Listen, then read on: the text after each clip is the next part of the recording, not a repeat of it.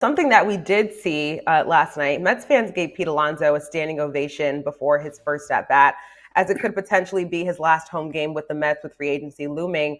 Gary, has the success of the younger Mets changed the way the organization views a long-term contract with Alonso? No, I don't think so. I think that in a perfect world, Pete wants to be back and the Mets want him to be back. It's all about the numbers and it's all about, where Pete sees his value and where the Mets see his value. He's a right-hand batting first baseman who is not particularly athletic but gives you tremendous power. Those players do not tend to age very well.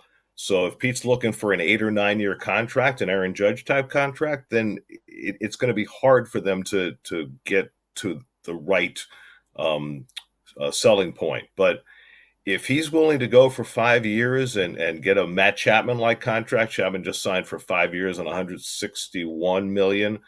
Chapman's a year or two older, better defender. Pete's got more power. I think that's really the benchmark for where the Mets, I think, will be looking to sign him. And if it all depends on what his aspirations are on the market and what the market has to bear. I mean, who knows what other organizations value him at? But I think that one thing, if we know anything about David Stearns, it's that he'll take an unsentimental approach toward it, understand Pete's value in the market, and factor that in.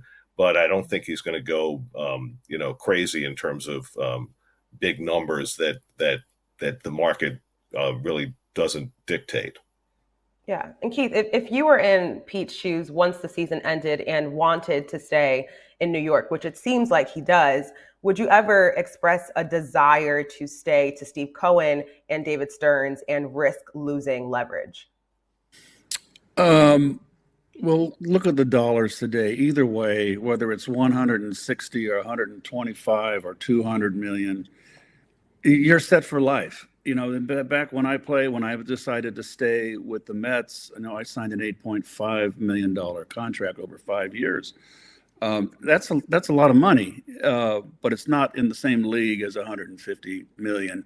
So either way, Pete is going to be set for life, and if he wants to stay, it's ultimately his decision to make and or to take. And I'm hopeful that he'll stay. Where do you find a guy? He's had a tough year. Okay, he's not had a good year, particularly hitting in the clutch.